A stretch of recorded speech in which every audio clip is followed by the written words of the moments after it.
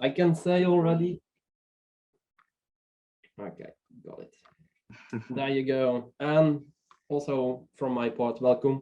Indeed, it's a joint webinar, and we're going to talk mainly about the combination from Veeam together with AWS.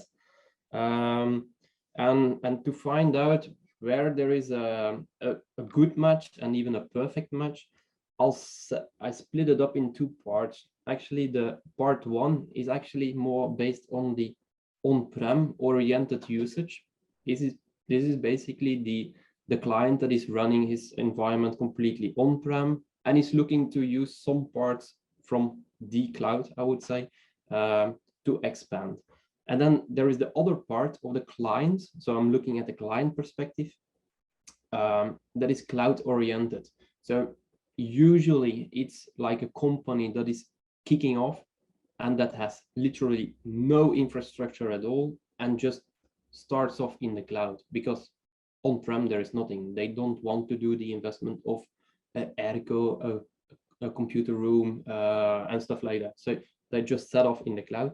And then in my point of view, it's really interesting to look at a combination of those two, because you can make fancy things. And I really want to stress out that last part, because the partners that actually join this webinar can make some kind of a selling story out of it for end customers. So first of all, VMmin numbers, I'm not going to stick too long at that, because yes, indeed, we are still pretty good. Number one in EMEA means that we are actually leading, and that's also the reason why we appear in the Amazon store. Now, on-prem oriented. So let's start with that. I already put it between brackets. It's more like the object storage that we're going to look after. And over here, if you take a closer look at the basic on-prem environment, then we see over here all the Veeam components actually that are running. So the backup server, the proxy server who is doing all the work, and then the repository server. Now, what is so special about this repository server? By default, it is a server just filled up with plenty of disks. So what does happen at 8 p.m.? You're running a backup, whether or not from storage integration, yes or no, or a virtual environment, and you're going to store your backup files on this backup repository. Now, this is part one. What we always advise is that famous 3-2-1 rule, and even with added 0 afterwards. But that 3-2-1 rules actually obligates you to have 3 different copies of your data. 3 different copy means 1 in production, 1 on the backup server or on the backup repository, and then you need an additional copy. And over there, you got plenty of different possibilities. First of all, this repository server, if you're running in the, there it goes. If you're running on the latest version, actually, you can even have this one on a Linux immutable hardened repository, which is really interesting to do. But if you do not have the required resources and you do not have the ability to make something out of it or to invest into it, you can ask for a partner that has for instance, the VCSP licenses, and you can copy paste it, in fact, like with a copy job towards your partner, make things immutable over there. Now, the other thing that is still on-prem is that immutable tape. Tape is still not dead. Tape is still a very good solution. Yeah, and that is something that a lot of people tend to forget. Now we also, and now it is becoming interesting, and well, we do have a perfect alliance with the guys from AWS, is that object storage. So if you take a closer look at this part, over here, we actually support that object lock, meaning that if you were unable to keep this data immutable on-prem, you could still have that hacker running into your environment. And the first thing a hacker will try to do is remove all your backups. Yeah, this is the first thing that he will try to do. If this is not immutable storage, the chance is pretty big that it just does a format D drive or V drive or whatever drive it is. And then he kicks in encrypting all this part, because that is the way to go if you're a good hacker. And there are bad hackers as well, luckily, but this is the way how it works if you are a good hacker. Now, if you were transferring your data, for instance, for AWS, with immutability lock on the objects for X amount of days, then it will become impossible to get your backups encrypted over there. So there is a perfect chance, and that's a perfect integration. You can even do a direct restore back to your environment from AWS. Direct restore is indeed the same as an instant virtual machine recovery that is known as a feature from Onprem. It actually works.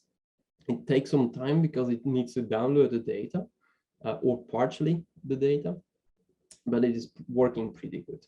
Now, from Veeam perspective, we don't charge you any egress traffic going out of this repository. However, the guys from Amazon, they have to earn their sandwiches as well. So there is egress traffic if you leave objects out of the cloud. So that is something that you still need to keep in mind. So this is actually another setup that we're going to quickly loop over, and that is the Veeam backup for Microsoft Office 365. Now, what we already know is that there are running services somewhere in Azure that are called Microsoft Office 365. You can have emails and stuff like that. That is the most common thing. And we have something like a Windows machine with our software installed on it, and we start to back it up. Now, there are different kind of ways of backing up. One of the most common used is the one going directly to object storage. So you see already S3 compatible storage on-prem. So there are certain companies, clients that needs to keep their data on-prem as a backup if they use it as a service, yeah, in the cloud. Meaning this one is running really in cloud, and this one is back on-prem. Usually, we see that a lot happening in Luxembourg and in medical clients that, yeah, are somehow forced to keep the backups on-prem. However, there are other companies, plenty of companies, that really start to push off their data again to any cloud, in fact. Yeah? Another possibility is to keep everything on-prem on disk. Pure disk is perhaps not the best way, because if you use object storage, S3 or S3 compatible storage, you actually consume 50% of the space. So if this one is keeping 100 terabytes, this one will only take 50 terabytes because of the optimal usage of objects in there. Now, this is a default setup. And indeed, if you place this virtual machine on-prem, it means that you will download the data on-prem and then upload the data over there. Keep in mind, this data download does not cost any egress traffic from Microsoft. Yeah? That is a common mistake. Just keep that in mind. But downloading and then uploading, from time to time, it looks like a little bit of stupid. So there is a solution for this idea. And that means actually that you're going to split up your clouds. So you have the services running in one kind of cloud, and you spin up everything in, for instance, AWS as a running infrastructure component, so as a service. And you're actually building your Veeam backup as a service model. At that point in time, you do not download your stuff into your data center to upload it again. No, you just keep everything, all your problems away, I would say. Thierry, I'm going to wake you up. Are there any questions yet?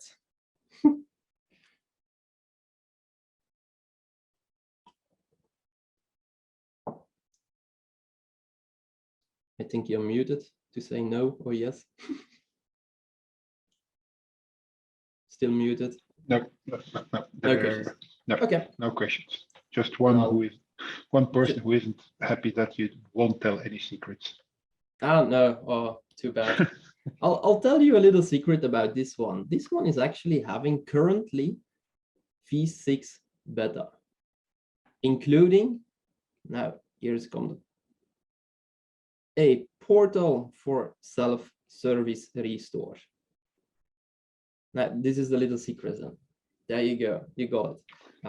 The beta is out. If you ask me a publish date, I'm sorry, I have no clue. So I cannot even tell you, even it was a secret, I cannot tell you. This is, by the way, not the only thing for that is quite interesting. The self-service restore, it's one part, but the other part that is kind of cool to know is actually that you can have some power users as well. So ideally for help desk employees, for instance, that can restore multiple users.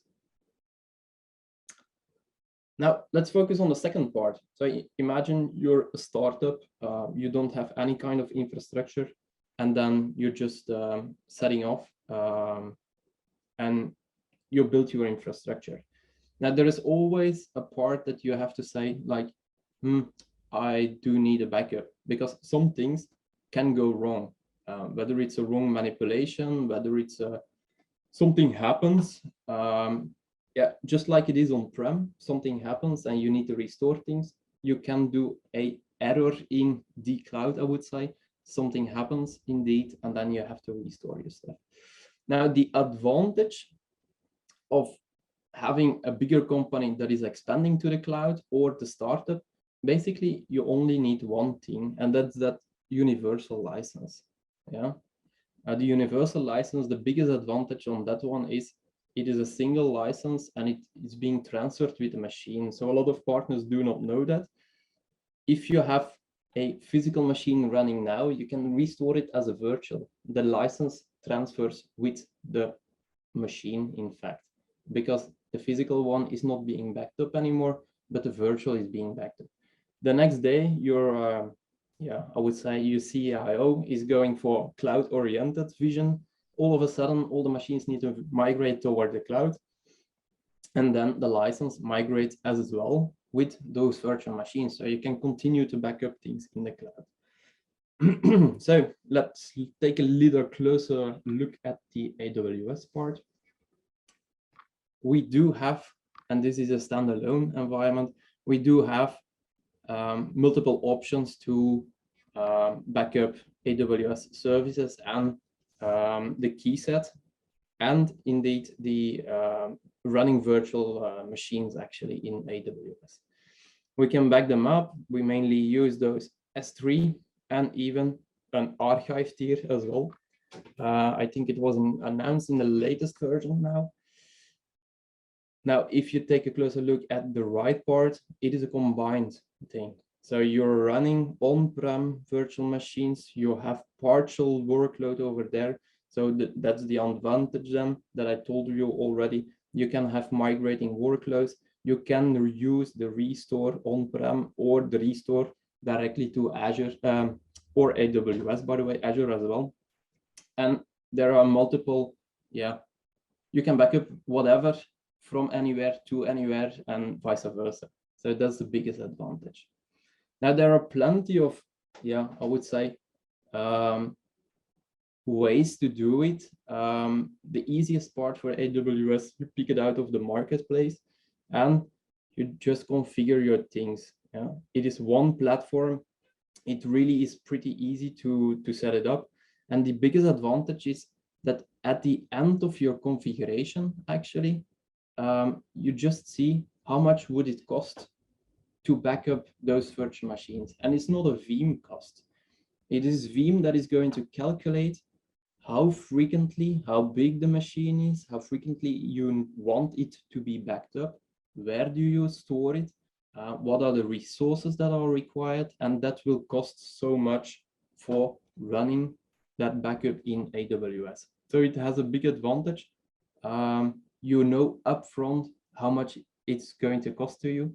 If you made somewhere a pretty mistake and you would say, well, it's going to cost you monthly $1,000 to back up that machine, and you actually accidentally back it up every 30 minutes instead of every once in a day, well, you can tweak that and you will see the price will be changed afterwards in that calculator. So it's a pretty good estimation.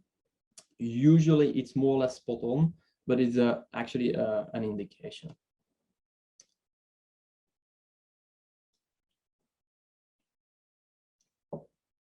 Now, we added some functionalities in the latest version. So the file services is one thing in Amazon, and it's pretty easy to set it up as well. Another thing, and I just mentioned it, is, by the way, is the Glacier, so the archiving part. So if you have running workloads, you back it up to S3, and then you archive it for long term into Glacier. So there is no real purpose to pull it out every time out of Glacier, because that will have a higher cost than just restoring out of S3 object. But from the archiving part, just keep in mind that it's really good for the long-term archiving. Imagine you have some kind of a policy that force you to keep certain data for the next 10 years, I would say, or in like medical clients, from time to time, they have to keep it for the life of the patient plus 10 years. So basically they rounded it up and they just say 99 years. Well, Glacier is the ideal part, the ideal storage for that. You just put it there, set and forget. You just put it over there, and you know, if you really need to, you can restore out of it. Chances are pretty low that you restore out of it. And then there is that famous Keyset. You will need it more or less everywhere, but we can back it up as well. So it makes part of the config of your Amazon. We have plenty of services also being added. From time to time, you see this thing is actually growing pretty fast. And it is actually, yeah, every time we build up a new version, you will see added services. So in the beginning, I would say it started off more or less just with the running workloads, so the running virtual machines, and we've been adding features over and over. So also the relational databases as well. So we added integrations, in fact, with them. We know how they work. We know how to back them up in a pretty consistent way. I guess Niels is as well in the call. So feel free, if there is a question, feel free to answer it in the chat. Now, the packaging, already said it at the beginning, Vul is the easiest way to do it, certainly if you're running in hybrid. Yeah? Then you can move over your licenses from one to the cloud and back. Yeah? If you're running a complete free edition, it means that it's limited to the 10 instances. Keep that in mind. Yeah?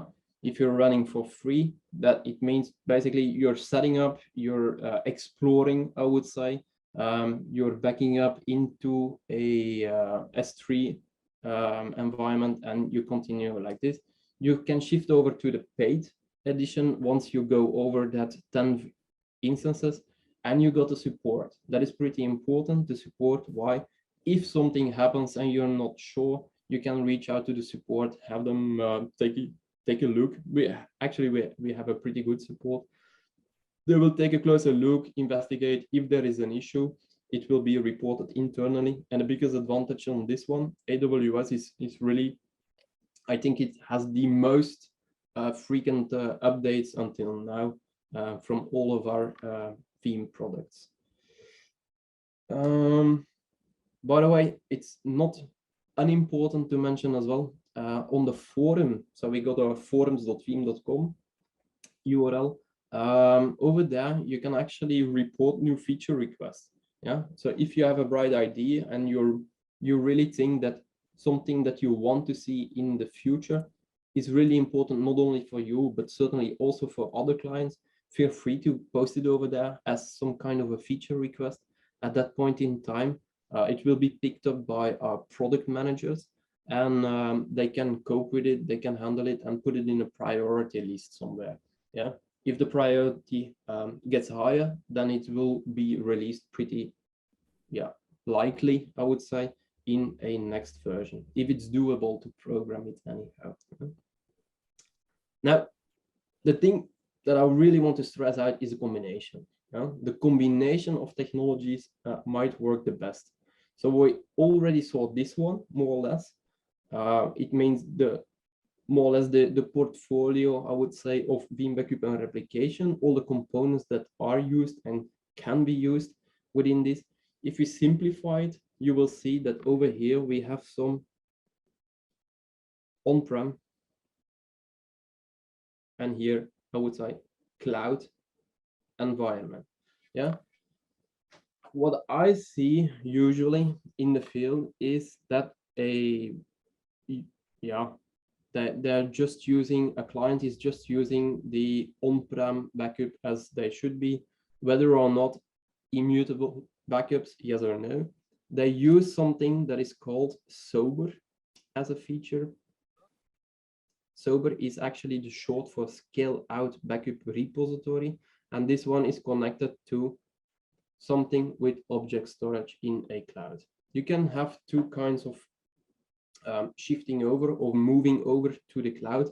You can do this thing based on a copy, or you can do this thing based on a move.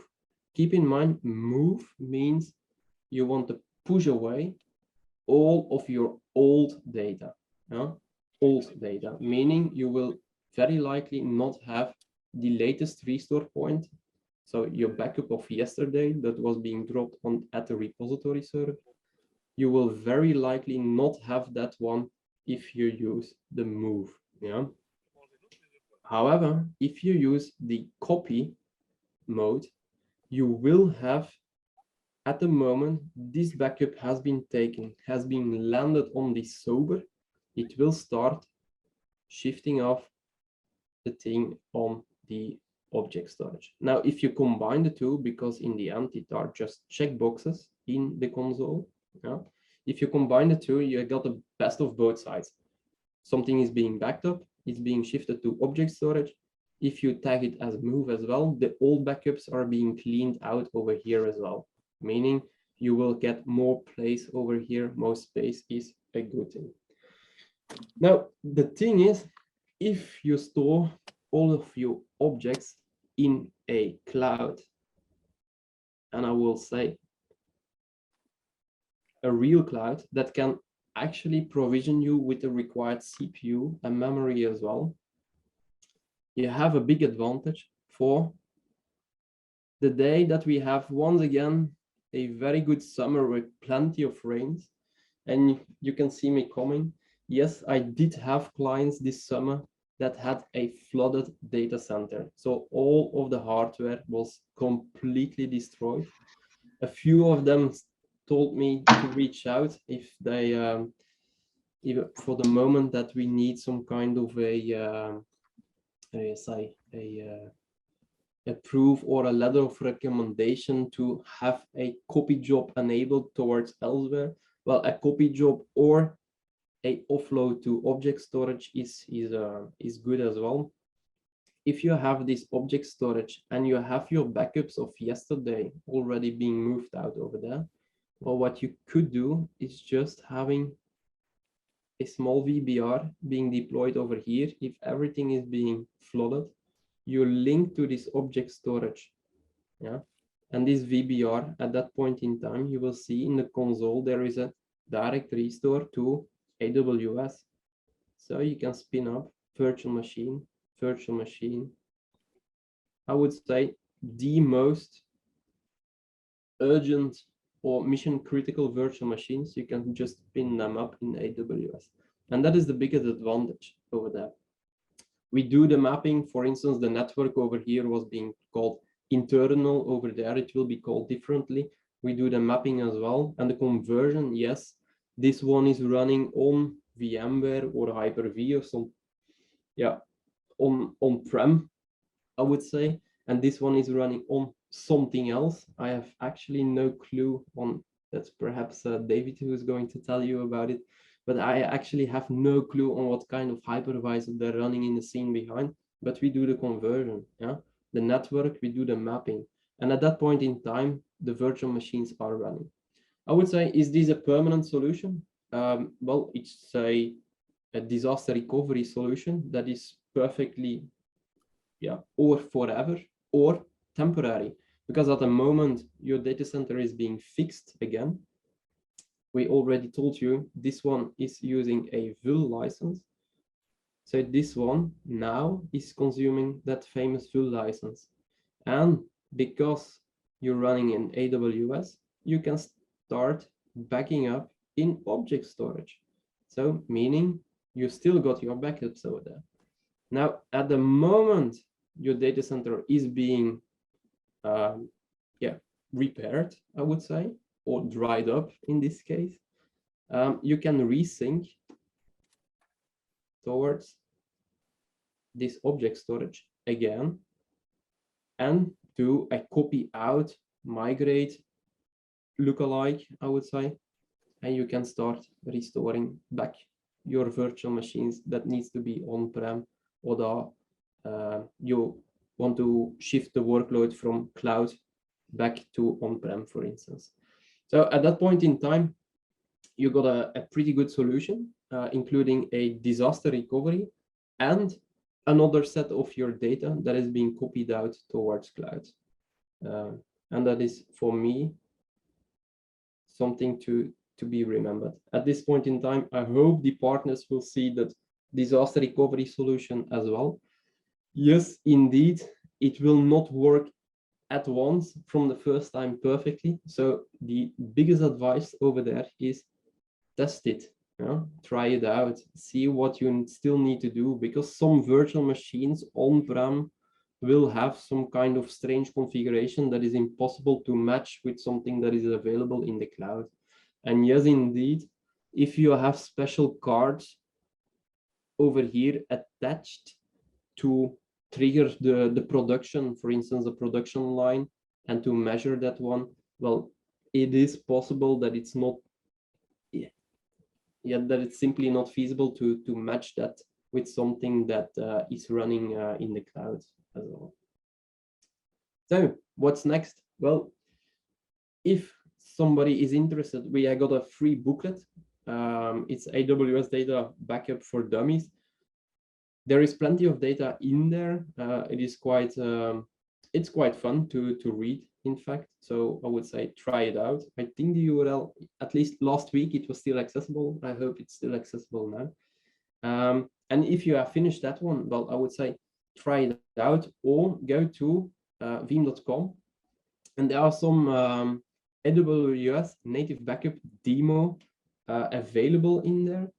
And you can just pinpoint out the videos, deploy and configure. And if you're uncertain, you can put it next to your screen. If you have a split screen, for instance, you can use the videos on one side and you can have the production environment on the other side. And you will see over there how to deploy everything in the marketplace of AWS. That's my part. I seen the chat messages getting higher. I have no clue that it was based on the comment of mentioning that Niels was here, that he was able to reply on things, but are there questions? At this moment, there are no real or product-related questions.